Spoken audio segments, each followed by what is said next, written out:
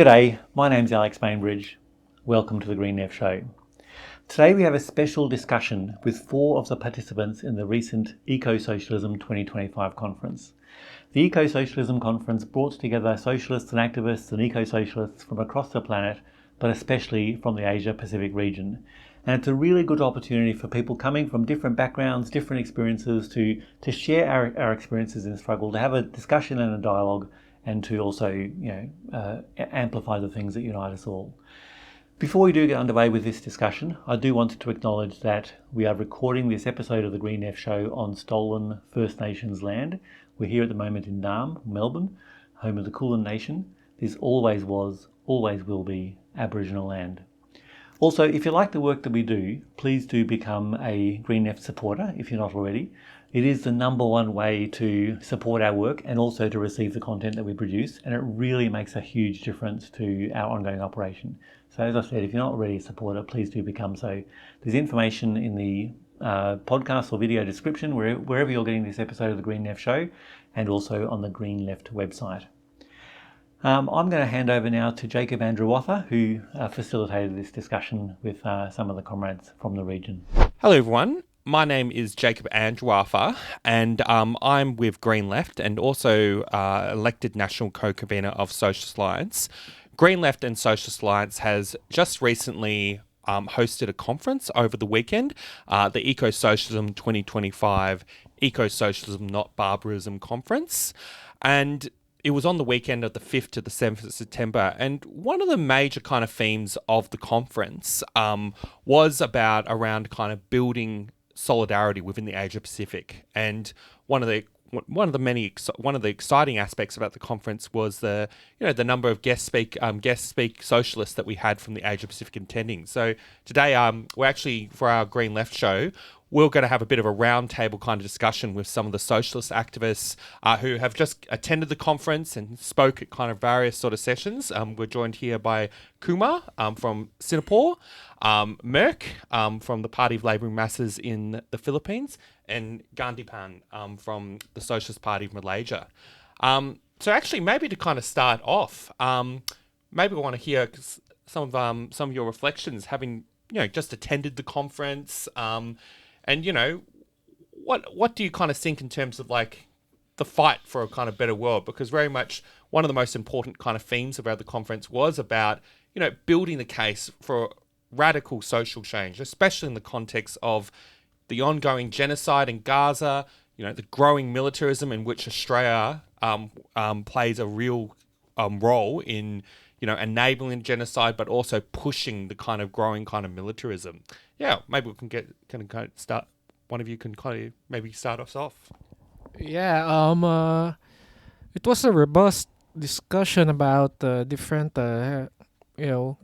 problems and crises, not only in Asia Pacific but all over the world. But what's good about the eco-socialism conference is that the emphasis on alternatives, that it is getting clearer every day, every week, every month, that this is not just about changing governments, not changing leaders, but the question now is the system itself. Capitalism itself is now it's rearing its ugly end, and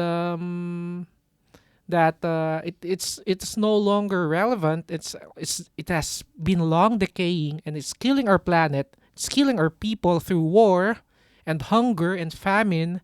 So the working class people of the world really needs to step up and rise up and be that change, be that alternative, build that system that's now we are updating our alternatives toward a more sustainable one, right? It's not just about fighting for equality, fighting for prosperity for everyone, but of course, it's a system that takes care of our very physical world. So this is a great breakthrough discussion, and hoping that this will be sustained and have more of this, not only here in Australia but all over the world. Okay, for me, it was a great experience. It's always a great experience to meet like-minded comrades from all around the world. So for me, I was given more topics to discuss more on the global south experience. So when we talk about taking over means of production, that may not be the case first for the global south countries, because we need to have a means of production in the very first place. So so but yes, whatever that my comrade from Philippines said is true. So as long as capitalism is there, the common people will be taken away from the housings. We won't have enough access to the housing. Our healthcare will decay. Our education will be taken away from the public means for profit. So these basic things and basic access for common people to live will be taken away, and will be put under market solution, under capitalism. So in order to stop all that, we need a new radical thoughts, and those thoughts are socialism, and that socialism must be eco-socialism that puts greater emphasis on preserving our environment, taking care of our environment. So the green future that everyone envision through, because in Malaysia we are like frequently seeing more flood cases, and there are more mountains are being, in Malay we call like dibotakan. Dibotakan means it's like overnight you can see like it's like bald, so if we want to stop that, then we need to have some radical change in the way that the country operates and the economy operates, and that cannot be capitalism in a human face. That must be a socialism. The profit making industry must put an end. We must put an end towards that industry, and we must push towards a system that works for a common people. Yeah, I think like with every international conference, eco-socialism tells me the same story again and again and again. It doesn't matter which country you're in. We are all going through different varieties of the same crises, right? You have the cost of living crisis. You have it's either your country is affected by the genocide or you are affecting the genocide. The fact of the matter is that we all live under one nation, and that's capitalism, right? And I think what's really inspiring for me, and I say that with not just as like rhetoric or something to feel good about, because I think right now it's really a very human response to feel despair. We have seen a live stream genocide for the first time in human history, I believe, and yet the outrage has not led to massive sort of like people going out on streets, and we're not seeing the kind of action that we saw with South Africa, right? With the anti-apartheid movement, for example. We're not seeing enough. Like, we're seeing a lot of very, very important acts of resistance, but it's not enough, right? And when we think about the Germans, like to say never again when we talk about the Holocaust, right? The way I interpret it is never again should we be this weak, right? Never again can the left be this weak. And it's a fact that we are weak. But I think what's inspiring despite this fact is that every part of the world there is a way to fight this, right? And Socialist Alliance is one way that people can fight it. And I think the people in Socialist Alliance have really shown the different ways, like throughout the whole conference, the different ways that Socialist Alliance is trying to resist capitalism. And likewise in Singapore as well, like people might not they might not believe it, right? But actually, there is a way to fight capitalism, even in Singapore, and where Singapore is a very authoritarian state, and we are seen as a tax haven, right, for the rich. And likewise in Philippines, in Malaysia, and so many other countries. I think that's been really, really inspiring. Yeah. Yeah, and I guess I want to kind of add to this discussion as well. I mean, I completely agree with Gandhi that, that at the end of the day, one of the fundamental kind of important kind of themes of the conference was this real need for system change. Because when you look at where capitalism is kind of going, we're seeing, and it's not just a live stream genocide, we're seeing environmental destruction, we're seeing worsening standards of our own living conditions, the cost of living, the access to housing, all that increasingly is becoming kind of out of reach. Meanwhile, the richest 1%, their profit margins have only gotten higher, and it's at the expense of all of us. And I think, thinking about the kind of Australian context, there is a lot of prospects for hope to look towards. We just had the massive Palestine protest over the Harbour Bridge. We've seen, which is actually very much challenging the Albanese government, which is doing very little to not just doing very little, it's actually actively arming the genocide in Gaza. But also the Albanese government has increasingly attacked our living standards. It's signed up to this $368 billion military agreement with the United States, to very much reinforce and build militarism in so-called Australia. And what we're also finding is at the end, when it comes to capitalism, as long as capitalism exists, there will always be resistance to it. And I think the important role, that socialists, play, whether it's in the Philippines, Malaysia and Singapore, it's about cohering an organized kind of force, that can challenge capitalism and actually fight for a society that fundamentally works for everyone and actually fundamentally puts us in tune, with the natural world, that gives rights to First Nations people, that liberates all of us as the oppressed. And actually, maybe I'll follow up with another kind of discussion point that sort of came out of the conference.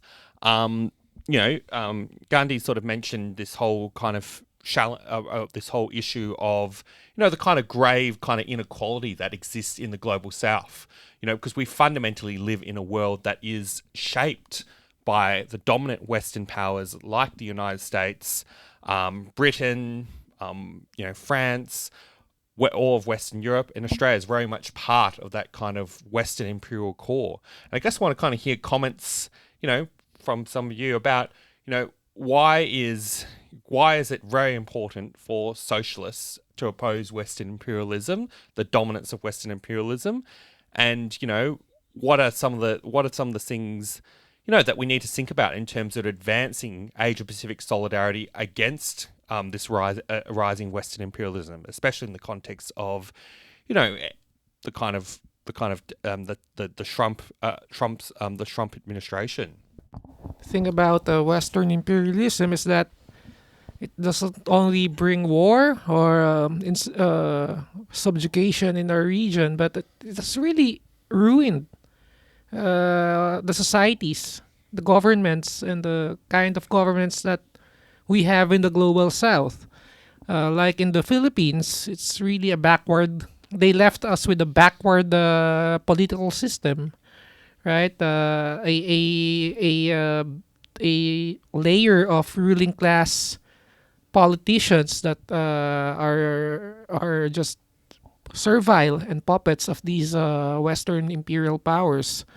And we couldn't really build our own path toward progress as a people, and it only it has driven inequality to such an absurd level. But it has also poisoned the consciousness of many people that no, this is the modern way of living. This is what real democracy looks like, the one that's dictated by the West. But that's not the case. It only brought misery and destruction in our land. So it's good that we're having this international solidarity that is based on class, based on our common class, which is basically working class politics that we have, working class solidarity. That's what we need to build to counter this, not only just our own local or national struggles, but this international class-based solidarity is what's needed to challenge and dismantle imperialism. Okay, I think my country is a bit more fortunate because the previous leaders didn't take up loans from the IMF. So Malaysia is kind of like escaped that hellhole, because once you're stuck with the IMF loan, they would come up with a whole set of like rules and regulation on how to run your country. But even though we are not part of the IMF loan, but we can always know that the World Bank always come up with some. They would try to influence your policy making on how to run your healthcare, how to run your education policy, how to run your fiscal policy. For example, cannot be in a deficit spending, although the country really needs more money to develop their productive sectors or to build more highways or public transportation. But there is always an emphasis from the Western countries, especially their credit raters and also the World Bank, on how to run the fiscal policy. And also countries like in Southeast Asia are generally very reliant on the Western investment to run the industry. So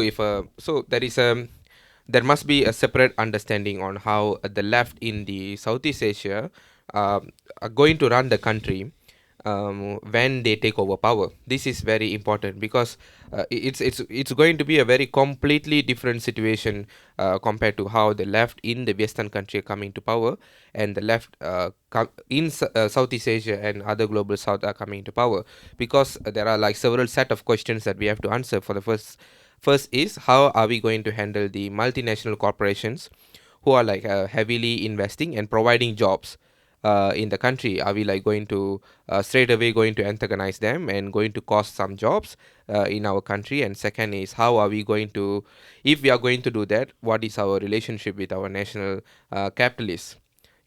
Are we going to like put them in a tactical ally, or are we like going to like antagonize them? So I think the Southeast Asia or the global South left has more responsibility to come up with these answers, and we need to have like some more concrete analysis and more concrete answers. Because you see, every time we go for campaign and we go down and then we say, hey, the government need to spend more for healthcare, and the questions that we that put forward to us is, how are you going to get the money? You see, because generally the global South countries are cash stripped. They don't have money, they don't have resources to build their own infrastructure. So certainly we can overcome this with a good global solidarity among global South countries. But yes, we need to find answers and solutions for this. Only we have like concrete analysis on how the global South countries can navigate through the global capitalism, then I think we can have like a good campaign over, and we can one day capture power. I mean, end of the day, political power need to be in the hands of socialists and the working class, and only then we can defeat the capitalism. Yeah, I think the question about the assumption of that question is that Singapore is only a victim of imperialism. But I think Singapore is an imperial outpost, right? And in that sense, we also perpetuate. So we act a bit like imperialists in the region, right? So, for example, Singapore steals land, like from islands in Indonesia, for example, Cambodia, and islands get destroyed to build to reclaim to reclaim parts of our seas in order to build our housing projects and so on, right? I think that's at one level. But yes, it's true. Singapore is also obviously, just like the rest of the world, a victim of imperialism. The tariffs are a great example. It shows that no one is spared, right? If you have a mad king like Trump, right? And in a way, I don't think Trump is a mad king. I think Trump is actually just a honest capitalist as a president, right? And he's actually just taking out the rainbows, taking out all the window dressing, and he's saying like, this is who I am, and this is what you need to deal with, and we are the boss, and you guys are slaves. And for example, Singapore is fortunate that the tariffs are not as high as other countries like India, where it's like 50%, right? It's ridiculous. And Singapore's also heavily reliant on Western foreign direct investments. Without these FDI, Singapore can't be this rich, right? And it's a whole black box as to what this implies regarding our domestic policy, right? For example, we've been pushing for a wealth tax, but despite even the government accepting that this actually makes a lot of sense, to actually, like, you have members of the PAP even bringing up the need for wealth tax, but until now there has been no concrete moves to actually push for wealth tax. Instead, what we're seeing is the upper middle class getting taxed more, or you have people who aren't really the ultra rich and they are getting taxed more in the name of property taxes and whatnot. But the fact of the matter is, in Singapore, you have some of the richest people on the planet sometimes hiding and finding a safe haven in Singapore. We're not a refugee we don't host refugees, but we host rich people seeking refuge in Singapore. Yeah, and to kind of add to this kind of discussion, I mean, Merck, you kind of talked about, I think, about democratic rights, and I guess I want to kind of add a point about this around in terms of like how we kind of view imperialism and how the left what the kind of left needs to kind of grapple with. I mean, one of the big kind of lies that the West has often given us is that they are the most democratic, they are the most kind of civilized nations on earth. We're the ones who show you we're the ones that show you the rest of the world the example of how you govern or how you run society today. And the last 10 years, the several years have kind of shown, when you look at the genocide in Gaza, the kind of worst, most horrifying acts of inhumanity committed against the oppressed population, the fact that that is all being enabled and even cheered on and supported by these so-called liberal enlightened nations, I think says everything about, the barbarism of imperialism. And at the same time, they're all trying to say to us that, they need to increase military spending to ensure the security of these Western powers. When actually the biggest threat, but what about the security of countries in the global south, like Palestine, like Sudan, like Yemen? What about their security? What about their fundamental rights to not be bombed, to not suffer the threats of having innocent people in those countries being killed at the hands of Western imperialism? And the whole military industrial complex very much reinforces a dynamic where authoritarian kind of regimes, are able to gain access to weapons that kill their own people. US imperialism is completely complicit in all those crimes that happen worldwide. And I think that brings up to the kind of next point. And I think it's this was all something you kind of talked about in some of your presentations at the Eco-Socialism conference. But I guess the kind of importance for the left and the socialist movement to take up the whole issue of democratic rights. I mean, even though Australia is like a liberal democratic country, we have rights to be able to, hold protests. Our government has increasingly attempted to repress the pro-Palestine movement and the environmental movement with anti-protest laws, from smearing the pro-Palestine movement as anti-Semites. And in fact, we've actually reported a lot on this in Green Left. I want to kind of hear some comments from, the kind of the importance, especially in your own particular context, of fighting for fundamental democratic rights. Democratic rights is not just about, the right to free speech or about human rights, but it's about social justice. It's about, the right to live decently, to live with a secure future. That's a basic fundamental right that's being violated in the Philippines and in the global south. Still, wages are at starvation level. 18 Australian dollars a day. That's the highest minimum wage in the Philippines. But here it's just lunch money, right? Just for one lunch for one person. That kind that undermines the fundamental human right for a decent life, right? Housing is being denied to thousands and millions of poor households. Farmers and indigenous peoples are being evicted for extractive activities, for real estate.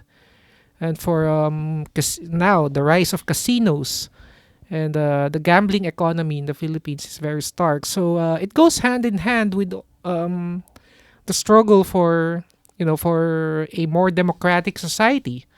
And when we say a more democratic society, it's a society that's not ruled by these dynasties who have been ruling the Philippines for centuries, either in collaboration with the colonialists and in collaboration now with the modern imperialists. So it's a fight for democracy, but a democracy that ensures that the fundamental human right to a decent life is not only protected, but it is upholded, defended in actual policies, and only those in the mass movements, the labor movements, are the ones really fighting hard for social justice in the Philippines. And what we are doing is to encourage more of the youth to join the fight of the basic sectors, of the workers, of the farmers,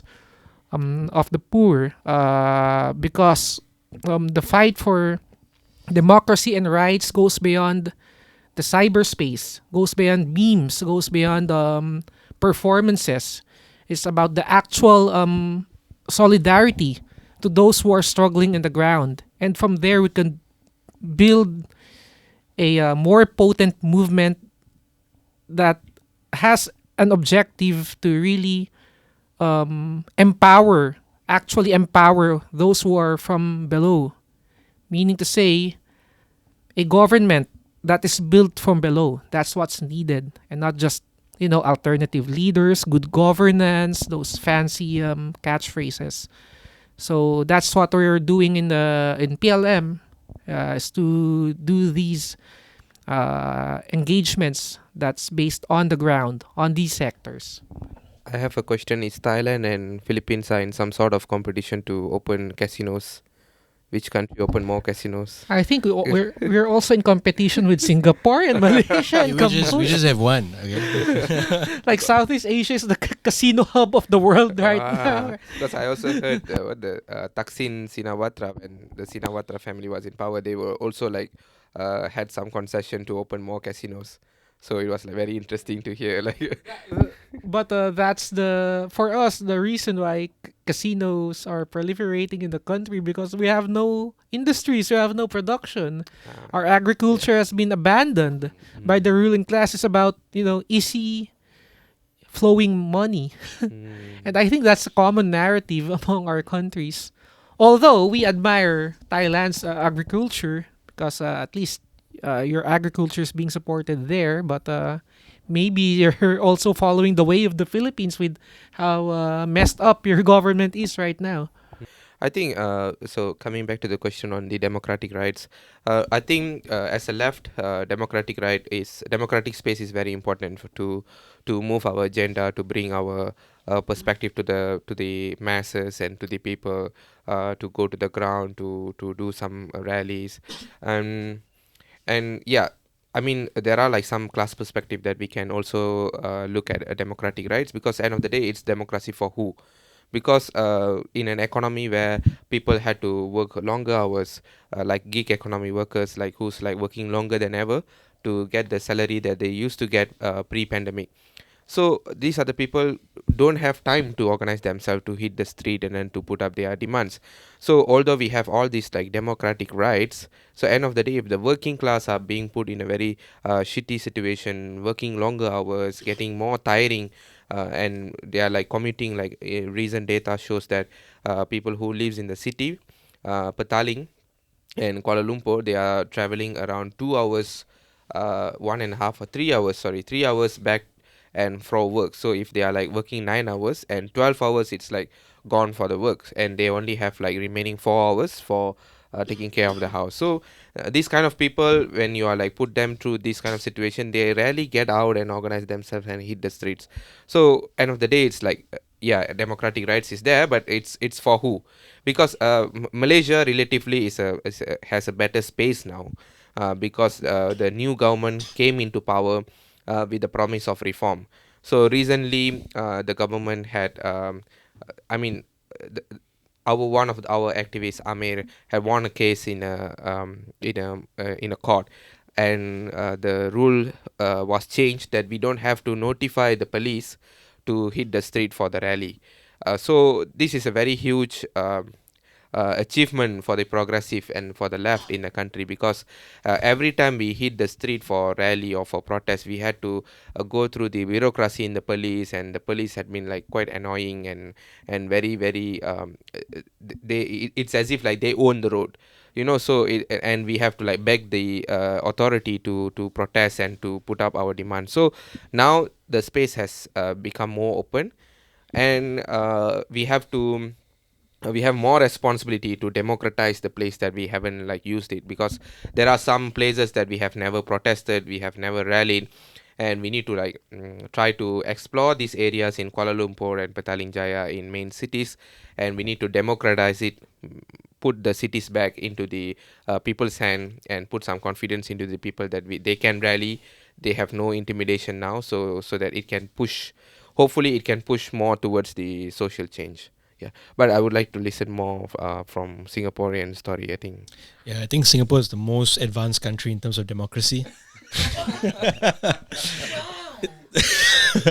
Yeah, I don't know who believes that in Green Left. Okay, but yeah, like if I got $1 for every time like somebody who's not Singaporean who comes and tells me, did you know that in Singapore chewing gum is banned?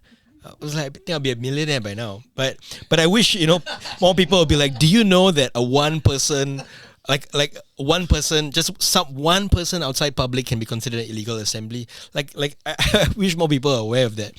So basically what happened is that I think 2017 or 2018, it was outside a police station. This activist, Jolovan Wem from Singapore, he put up a placard that just had a smiley face, right? And the smiley face, I mean, interestingly, had a nose, so it's a bit of a unique smiley face. But he did it outside the police station, and he was charged for an illegal assembly. So that's the state of democratic space in Singapore. You need a permit for protest, and you have one place in Singapore that you can have. Technically, you're allowed to protest there. It's preserved for protesting. It was as a result of many illegal protests done by an activist who's now a politician, Dr. Chee Soon Juan. He did many of these protests, and in the end, the government sanctioned this one area called Speaker's Corner. But even then, that space, the right to actually assemble there, has been gradually being eroded. So, for example, migrants aren't allowed to be on that park. So when we organize our May Day rally on 1st of May, migrant workers who make up 1/5 of the workforce are not allowed to be on the park, right? So, but at the same time, I'm in great admiration of Malaysia and Philippines, right, for like actually fighting for their right to for democracy, right? And especially for Malaysia, which is just across our border, and we have such a shared history, and it was a very recent victory, winning the peaceful right to assemble. Right, it's such a big, and it's very inspiring for us, and I think it just reminds us that, like, democracy, freedom is not given to us on a platter. We have to fight for it. We have to organize and fight for it. Yeah, I think one of the lessons, and very much this has been a kind of like a very consistent lesson of the socialist movement, like globally, that we can never kind of take our democratic rights for granted, and in fact, really fighting for democratic rights has been the kind of impetus for a number of incredible, mass kind of revolutionary movements in history. And even as I kind of mentioned, even in Australia, we cannot take our democratic rights for granted. I mean, probably one of the big issues in the Australian context in terms of democratic rights is Australia has some of the worst kind of anti-union trade union laws in the country, in the world, where we don't even have a right to strike. To be able to strike in Australia, you have to go through a whole mediated kind of process, etc. This is like a standard that is, this is not seen even in countries like France, where you do have a right to strike. And yeah, even the United Nations, I remember having has a bit of a comment that Australia has some of the kind of worst laws in terms of democratic rights. And of course, in the past year, we saw one of the most militant trade unions get placed under administration by the Labor government, the so-called party that claims to kind of represent workers.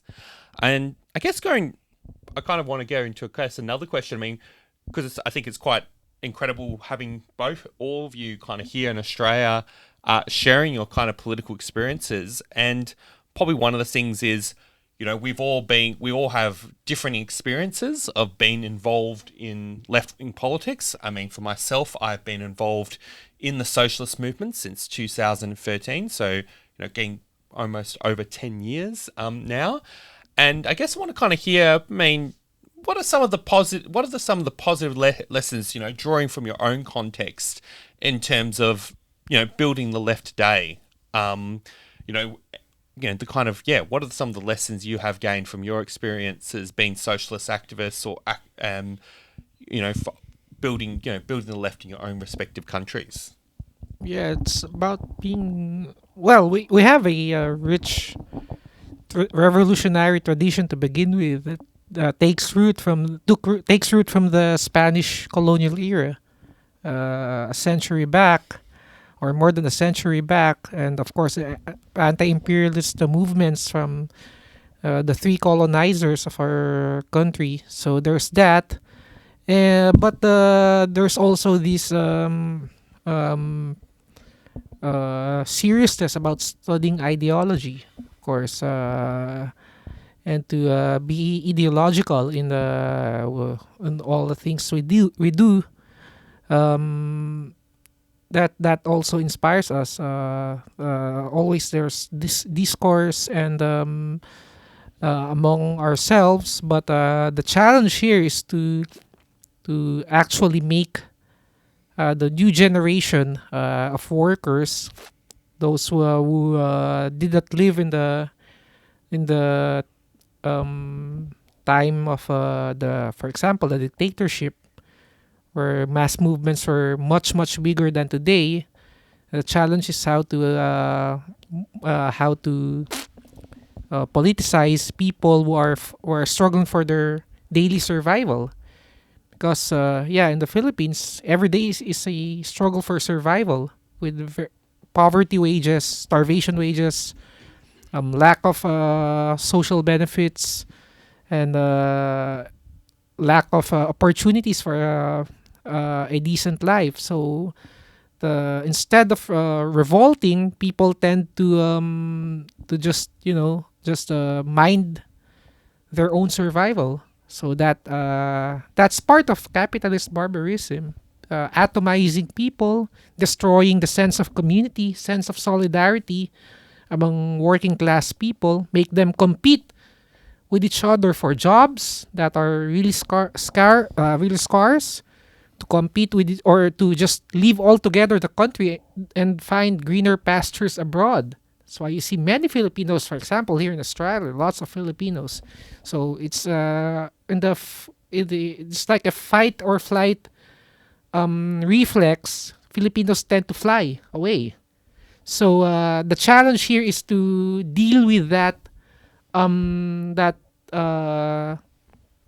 mentality, to just find one's family survival, and make working class people understand that that's not the solution in building a better life for everyone.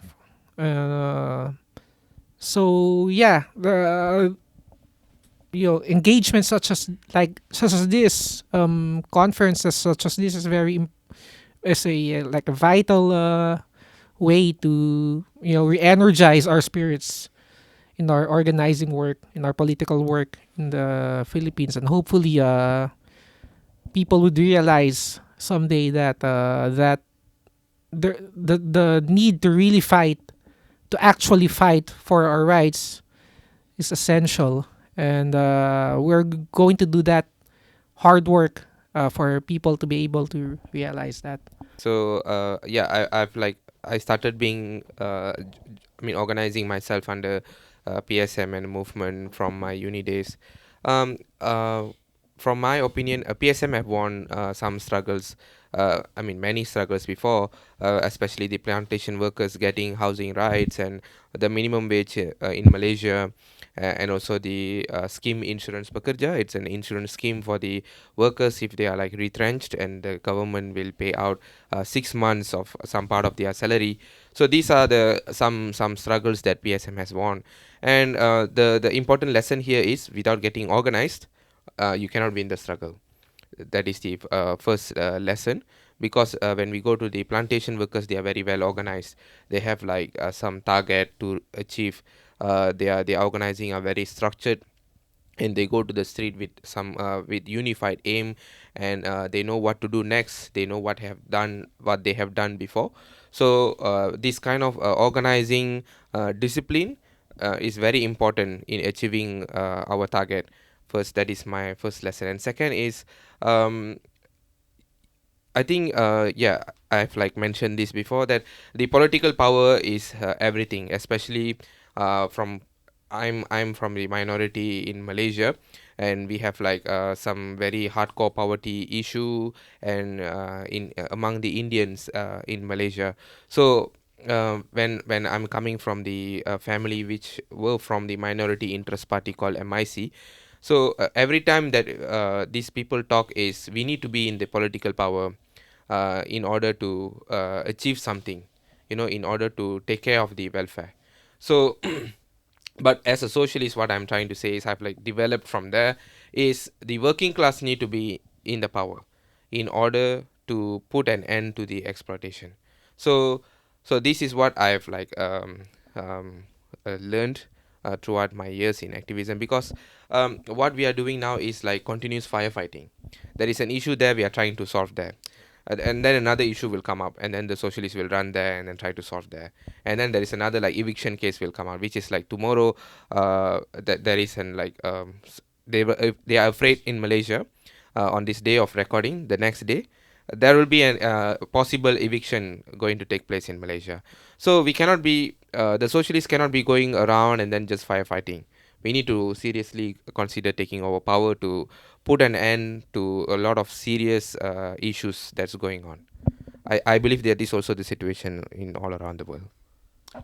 Yeah. I think I've not had significant experience. I would say that the left in Singapore is really, really young. Some might say we're still in the womb. We still haven't been born yet. And in that short time, I'm from an organization called Workers Make Possible, and we're trying to rebuild a labor movement. I think the words of Che Guevara